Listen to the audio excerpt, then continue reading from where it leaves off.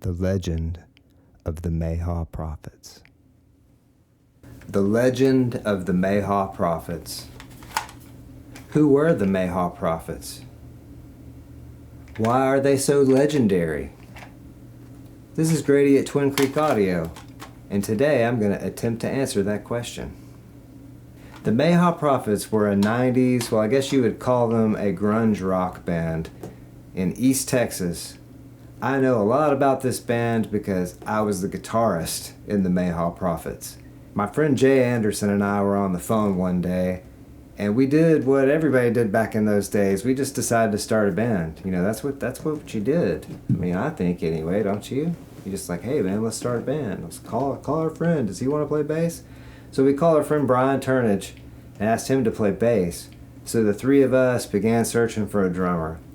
When starting out, we went through, I think, 3 drummers. We had Brad Chandler, who's a fantastic drummer, a good friend of ours. And then a guy named David Lyons, who's also a fantastic drummer. Don't know whatever happened to that guy. I think I've seen him on Facebook.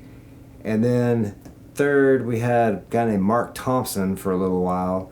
But then Shannon Murdoch joined the band on drums. Shannon had played with Jay and I back in high school in another band called Gravity Raincoat. And Shannon is just an amazing drummer.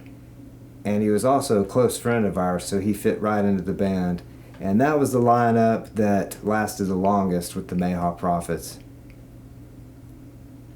And Shannon sadly passed away in 2016, so this video is kind of a tribute to him, as well as just a history of one of the most fun bands that I was ever a part of. It was back in the days when your band was your thing. You were like a family. You hung out together all the time. You planned for the next gig. You made the cool flyers. You planned the set list and just all that stuff that went along with being in a band. You really thought that you could make it big, or at least, gain some kind of a cool local following, and that was just awesome. So it's a tribute to those days and a tribute to my good friend Shannon that I miss a lot. He's a fantastic drummer. And I'm going to play some clips of the Mayhaw Prophets. And you guys just listen to the drumming in these clips. I mean, you can listen to the rest of the music. We were a pretty good band, but listen to the drummer. I mean, Shannon was an amazing drummer. He had such a cool feel.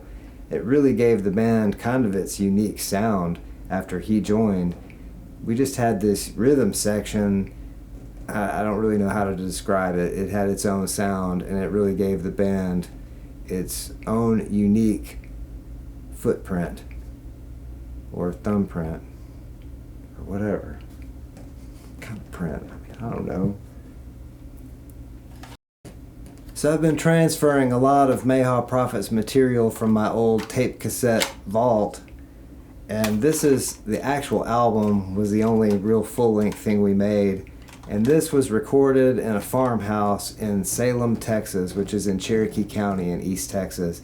Recorded with an ADAT 8-track and an Alesis mixer of some kind, a 1622 or 1644, one of those that was like a monolithic. It was kind of flat, and it had the really flat faders without the grip on them at all, kind of like in the slot. Kind of a strange little mixer. And then we had a big Toa PA mixer that we used for the drums. So we had the drum mics connected to this Toa PA mixer.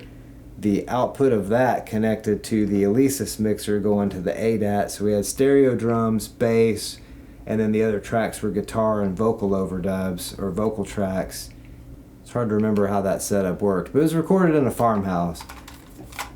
And these tracks were mixed in the lab at the Conservatory of Recording Arts and Sciences in Tempe, Arizona. When I was in school there, Jay actually flew out and we spent time with the ADAT and a Studio Master mix-down classic console in the lab, and we mixed the tracks for this actual album. This is called Scimitar, and it's one of the first songs we ever wrote as a band, and this is from those farmhouse recording sessions with an ADAT that were mixed at the Conservatory of Recording Arts and Sciences in the lab.